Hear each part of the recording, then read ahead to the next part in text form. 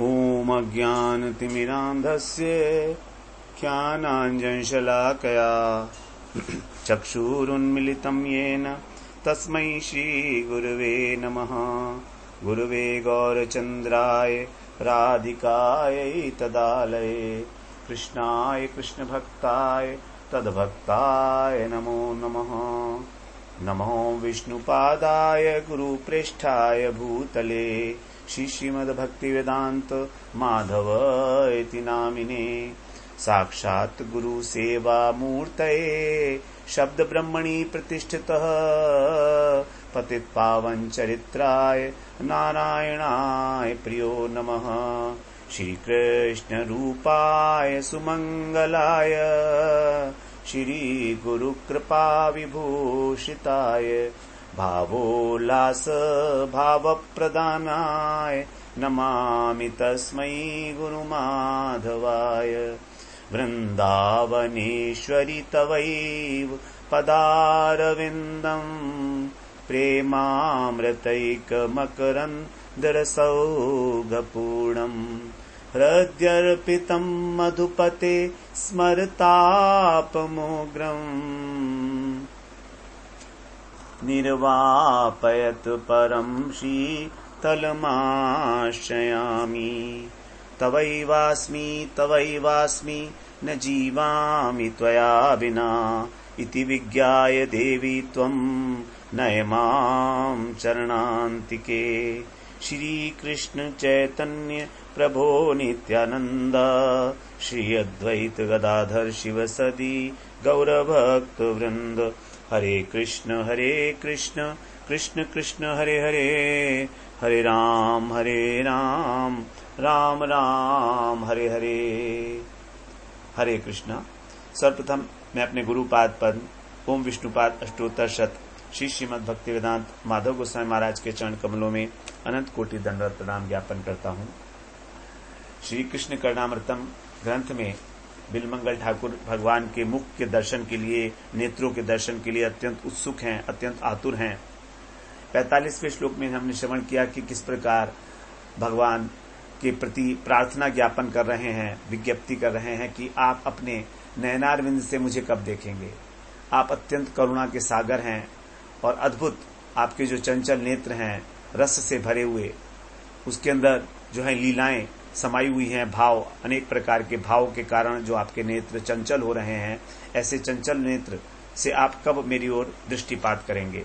46वें श्लोक में भी जो मुख कमल की माधुरी है उसका वर्णन करते करते दर्शन करने के लिए जो उत्कंठा बढ़ती चली जा रही है उसी का वर्णन करते हुए कह रहे हैं, बहल चिकुर भारम बद्ध पीच्छावतंसम चपल चपल नेत्रम चारु बिंबाधरोष्ठम मधुर मृदुल हासम मंदरोदारलीलम मृगयति नयनम में मुग्ध वेशम मुरारे।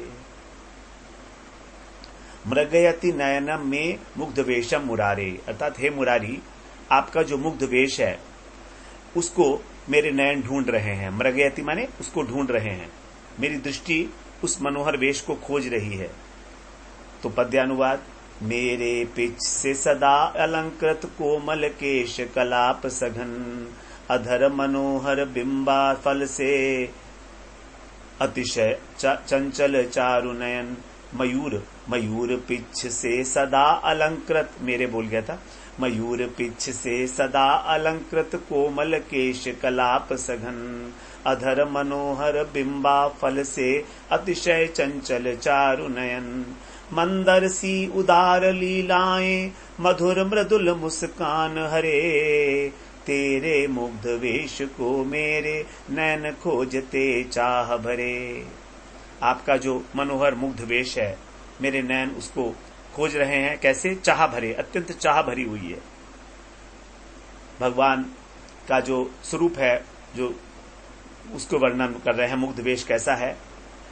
जिनका जो सघन केश कलाप है वो माथे पर बंधे हुए मोर मुकुट से अलंकृत है। बहल चिकुर भारम, बहल माने बहुत सारे, भगवान का जो केश राशि है वो बहुत अधिक है, तो उसको सबको बांधा हुआ है मयूर पुच्छ, मुकुट के माध्यम से।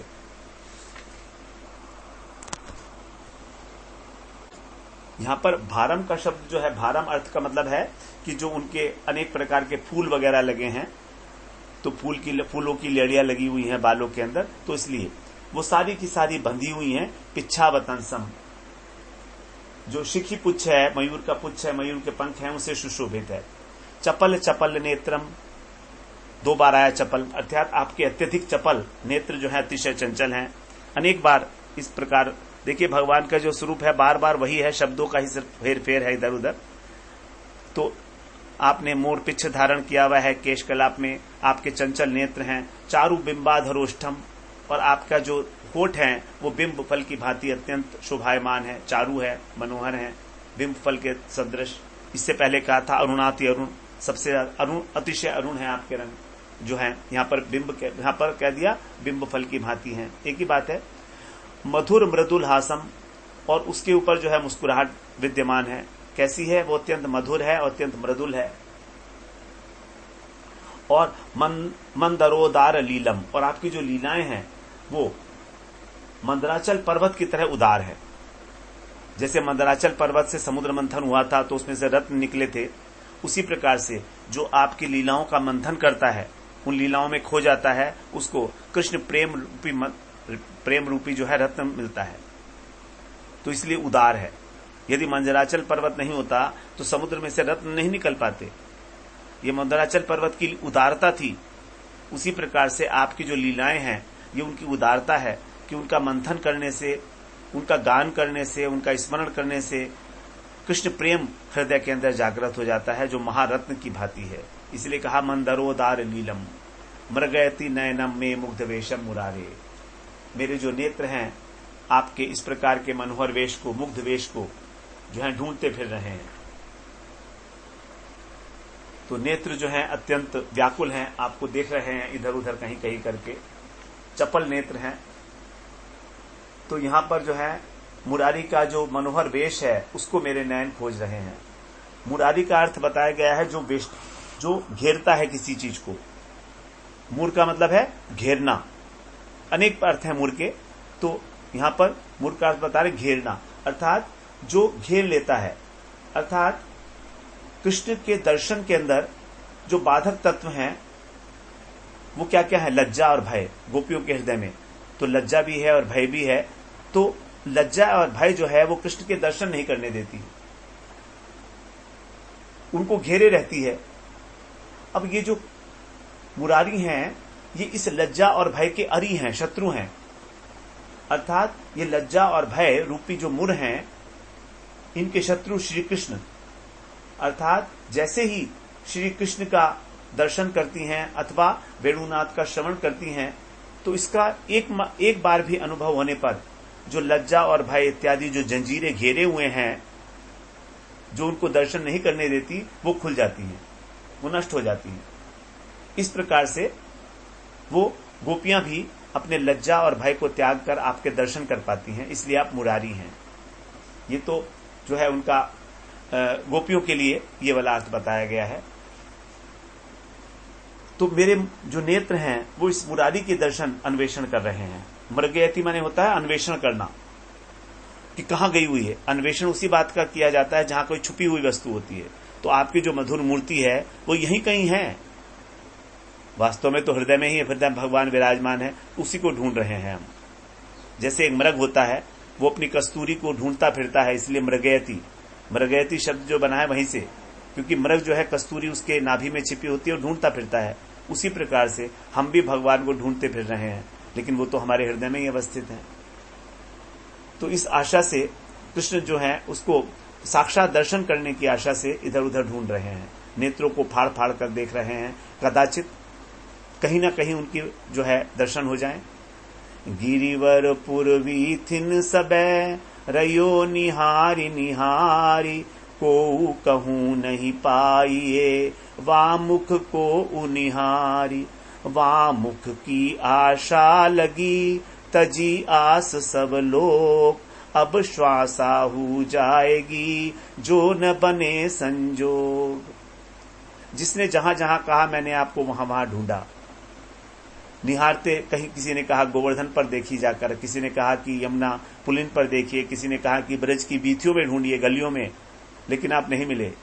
लेकिन मेरे मन में तो अनेक प्रकार की आशाएं हैं, और यदि मेरी आशा ही टूट गई, जो मेरे श्वास के समान है, क्योंकि मेरे जो श्वास चल रहे हैं वो केवल इस आशा के भरोसे ही चल रहे हैं, तो यदि आशा टूट गई तो मेरे श्वासों की जो डोर है वो भी टूट जाएगी।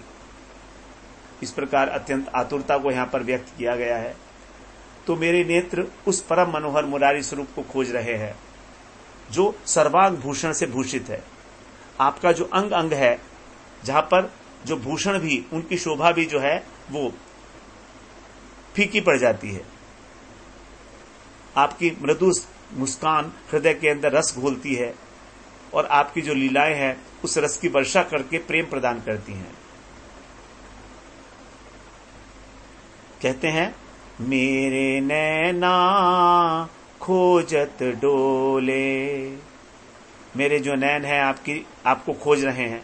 मेरे नैना खोजत डोले, कहाँ मुरारी मोहन मनहर, कही कही के यूं बोले। जूड़ा दे सिर केश कस्यो है, भूषण करत किलोले, लोचन लोल लगो है लागत, लेत मन ही मिन मोले। अरुण बिंब धर सुघर मनोहर, हसतहि मृदु मधु घोले। विविध भांति लीला रस बरसत, प्रेम की ग्रंथनि खोले। अनेक प्रकार की आपकी लीला का वर्षण हो रहा है, जो हमारे हृदय की ग्रंथियों को खोलता है और हमको प्रेम प्रदान करता है। तो माधुर्य के साथ मुरारी का बड़ा घनिष्ठ संबंध है, तभी यहां पर मुरारी शब्द प्रयोग किया गया है। ये मुरारी का जो वेश है अत्यंत मनोहर है। मुरारी का मुग्ध वेश है, स्वभाव सुंदर वेश है, जिसके लिए कहा गया भागवत में भूषण भूषणांगम, अर्थात आपके जो आभूषण हैं उनको भी भूषित करने वाला, ऐसा है आपका वेश। यहां पर जो मुरारी कहा गया है, उस मुरारी शब्द का अर्थ बताया गया है कि भगवान ने मुर नामक दैत्य का वध किया था, तो इसलिए भी उनका नाम मुरारी है। लेकिन यहां पर ये वाला अर्थ तो हम ग्रहण नहीं कर सकते, क्योंकि यहां पर तो माधुर्य से वर्णन है। तो मुर का जो एक अर्थ होता है वो होता है मुरा, मुरारी। तो मुरा जो है उसका अर्थ होता है बुरा, कोई गंदा जो चीज होती है उसको बोलते हैं। तो ऐसी गंदी वस्तु की भी जो अरी है, अर्थात उसको नष्ट करने वाली है, अर्थात उसके विपरीत, अर्थात परम परम सुंदर। तो मुरारी शब्द का यहां पर दूसरा अर्थ बताया गया है। तो हम लोग पहले श्रवण कराए थे, मुरारी शब्द का अर्थ क्या है?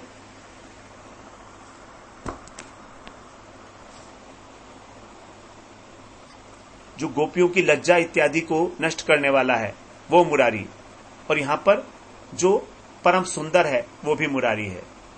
तो मुरारी का शब्द जो है, मुरारी का संबंध माधुर्य से होने के कारण ही मुरारी शब्द प्रयोग किया गया है। अब ये वेश कैसा है आगे बता रहे हैं।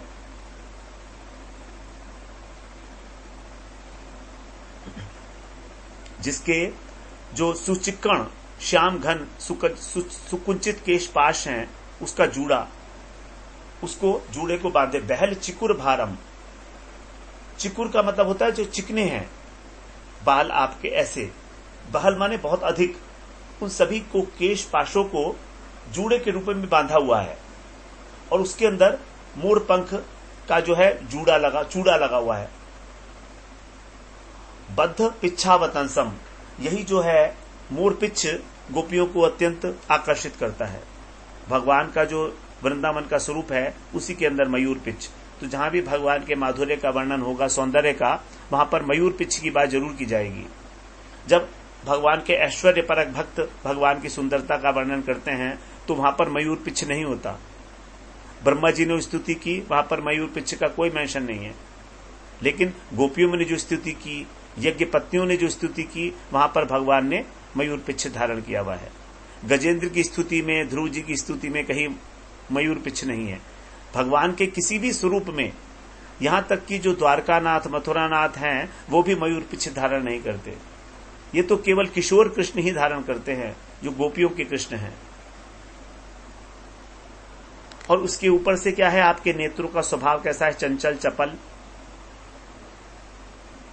चंचल 2 बार चपल चपल आया, अत्यंत चपल है, चपल चपल नेत्रम। तो आपका जो नटवर श्रृंगार है वो, और आपकी चकित दृष्टि के संचालन से आपके जो नेत्र है अत्यंत चपल हो गए हैं। और बिंब फल के समान आपके जो अधर ओष्ठ हैं वो स्वभावतः मनोहर हैं। और यही जब आपके मंद मंद मुस्कान से युक्त हो जाते हैं तो अत्यंत मनोहर हो जाते हैं। इन्हीं विषयों की चर्चा हम लोग अनेक बार पहले भी कराए हैं। तो यहां पर जो कहा गया बहल चिकुर भारम, भारम का अर्थ है पुष्पमाला इत्यादि, उसी को कह दिया गया है, पर भार है, वो भार स्वरूप है। क्योंकि भगवान के सिर के ऊपर कोई और भार थोड़ी ना रखा जाता है, उसी को भार कह दिया जाए है, जो पुष्प की लड़ियां लगी हुई हैं। फिर आगे कह रहे हैं मंदोदार लीलम, मंदरोदार लीलम। तो मंदराचल पर्वत के लिए यहां पर कहा गया कि आपकी जो लीलाएं हैं वो मंदराचल पर्वत की भांति अत्यंत उदार हैं, कल्प वृक्ष के समान। अर्थात जो कुछ भी आपको चाहिए वो देने वाली हैं भगवान की लीलाएं। मंदरोदार के अनेक प्रकार के अर्थ बताए हैं। पहला अर्थ बताया है मंदर का कल्प वृक्ष। कल्प वृक्ष जो है सब प्रकार का हमको अभिलषित वस्तुओं को प्रदान करने वाला है।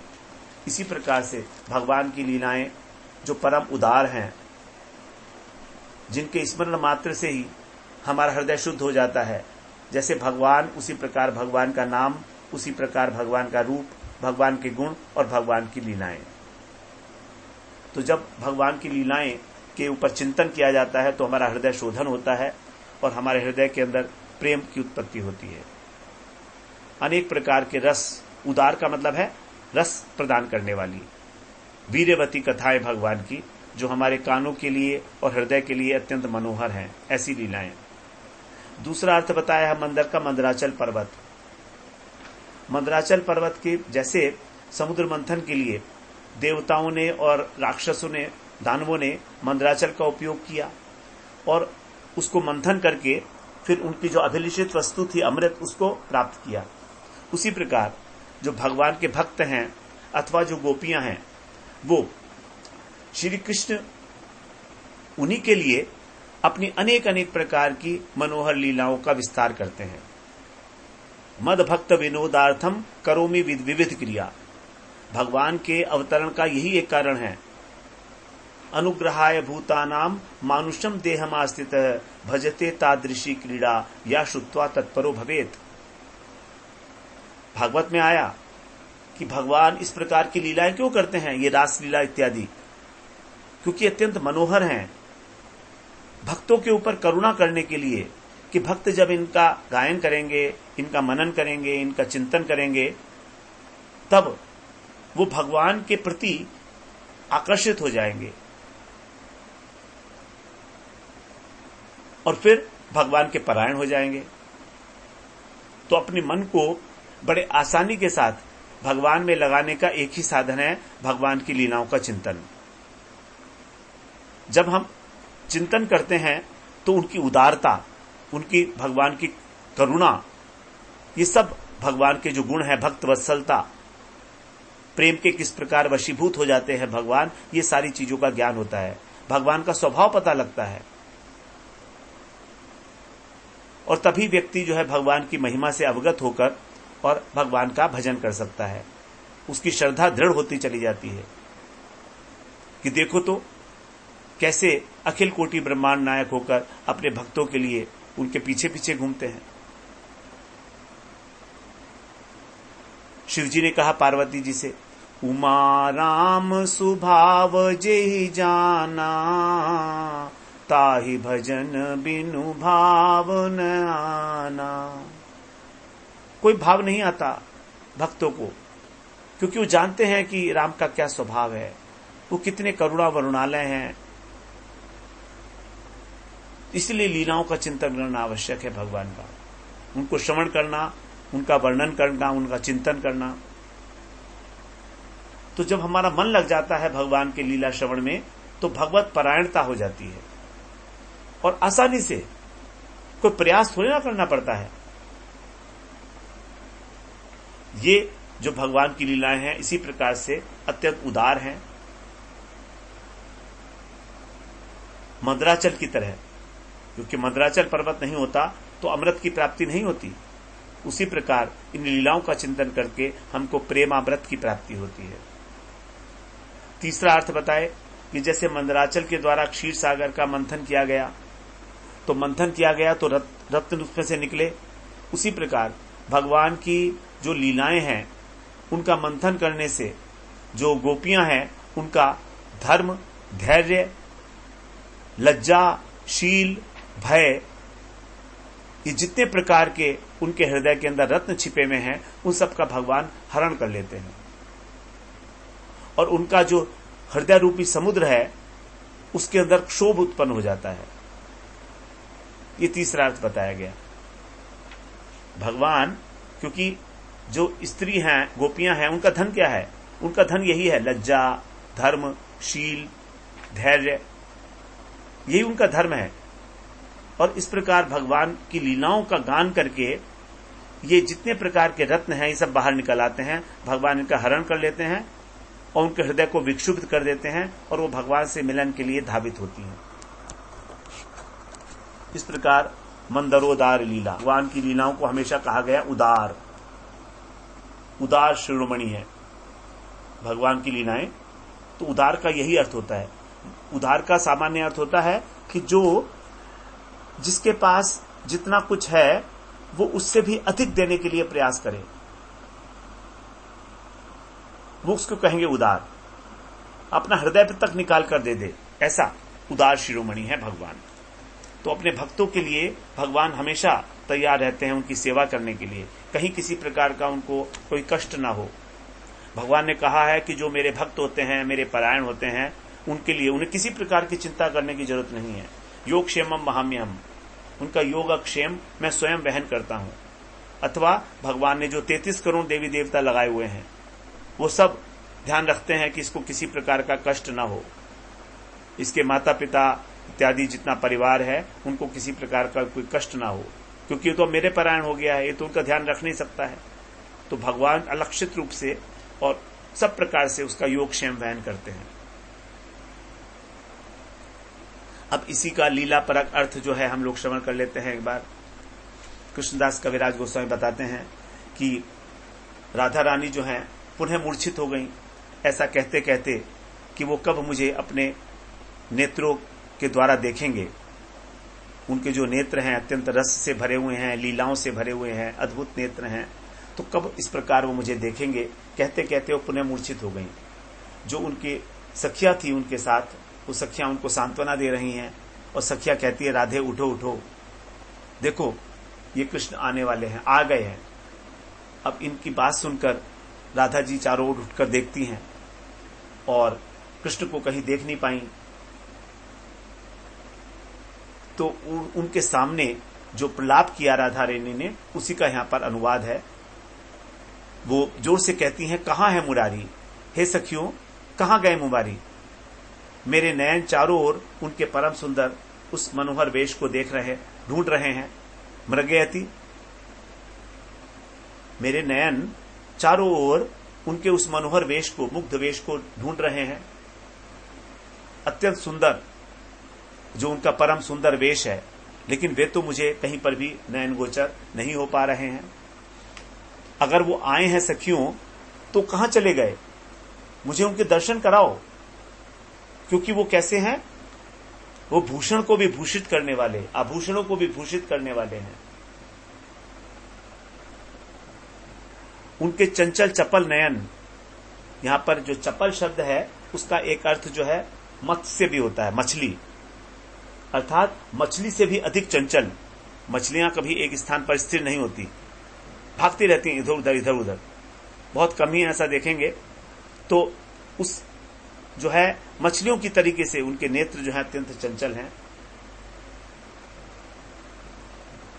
और बिंब फल की भांति उनके जो अरुण वर्ण के अति मनोहर होठ है, अधर हैं और उनका मुख कमल जो हास्य, मधुर मधुर हास्य के साथ समन्वित है, ऐसा जो उनका आनंद रस देने वाला विलासपूर्ण मुख कमल है, जो सुंदरता की राशि, ऐसे मेरे मुरारी कहां हैं। उन्होंने मेरे मन को, मेरे हृदय के अंदर जितनी रत्न राशि छुपी थी, मेरी लज्जा, मेरा संकोच, भय, मान, धर्म मर्यादा, वेद मर्यादा, जितनी भी गुरुजनों का जो भय था, वो सब उन्होंने अपहरण कर लिया है।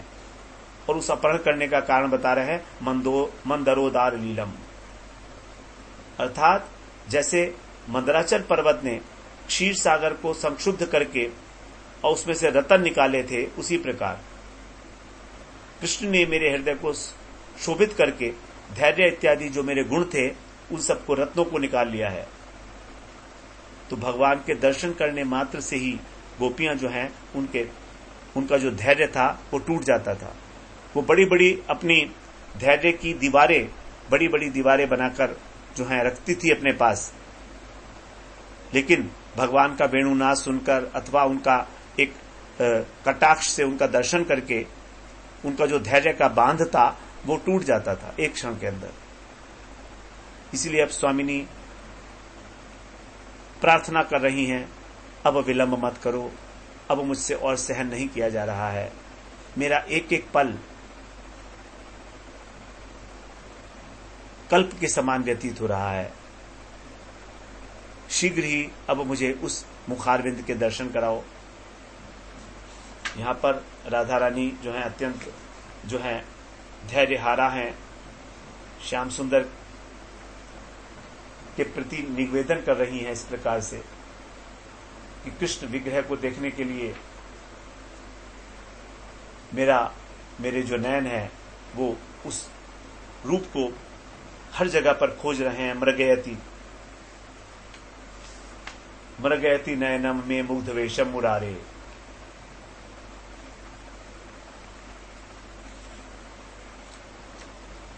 तो यहां पर यदुनंदन ठाकुर इसका पद्यानुवाद करते हैं।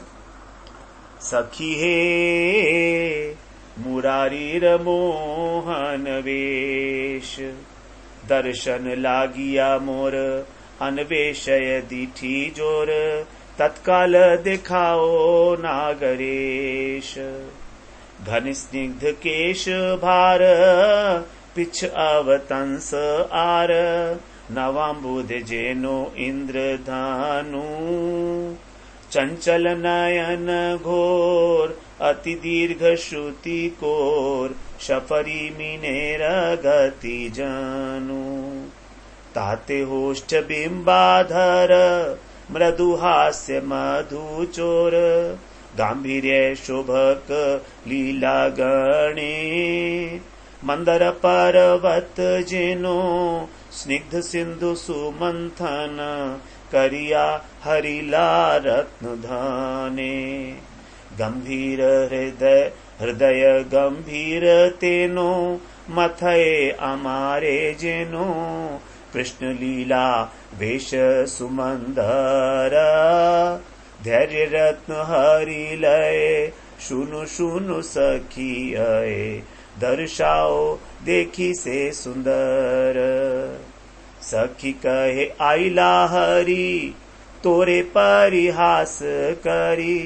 कौन कुंजे लुकाइया रहे, चलो ताहे अन्वेषिया। से खान बिलो किया, सुनि धनि सखी सने जाए। तुलसी मालती जाति, माधवी मल्लिका जूथी। लता तरु पशु पक्षी स्थाने। कृष्ण कथा प्रश्न करे, तार संगे प्रश्नोत्तरे।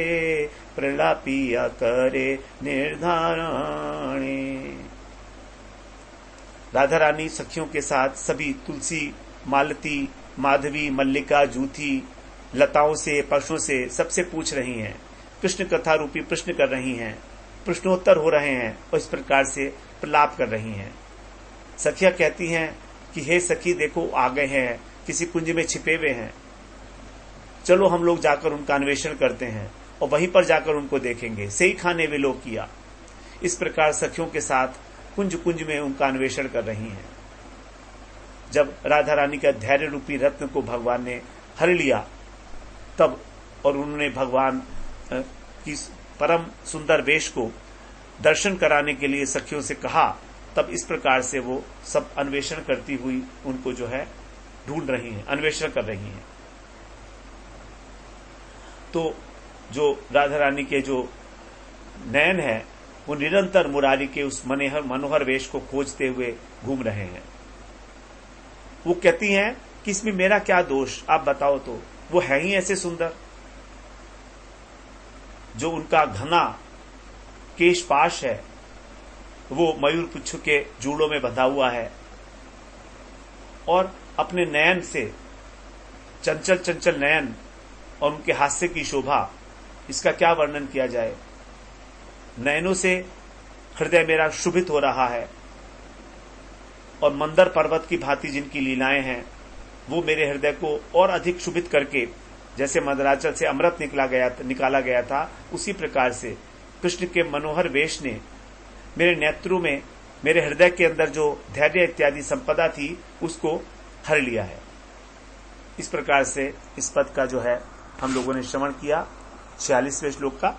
अगले सत्र में फिर 47वें श्लोक में हम लोग प्रवेश करेंगे, जहां पर यही बात जो हम लोगों ने अभी श्रवण की है, भगवान के जो मस्तक के ऊपर मदमत मयूर मच्छ का शिरोभूषण है, मुख कमल अत्यंत कोमल है, उसका हम लोग अन्वेषण कर रहे हैं। जो मधुर संसार की जो विश्व समस्त मधुरिमा है उसका जो परिपाक है उसका अन्वेषण करती हुई राधा रानी जो है वो डोल रही है, प्रलाप कर रही है। वांछा कल्पतरुभ्यश्च कृपा सिंधुभ्यैव च पतितानां पावनेभ्यो वैष्णवेभ्यो नमो नमः।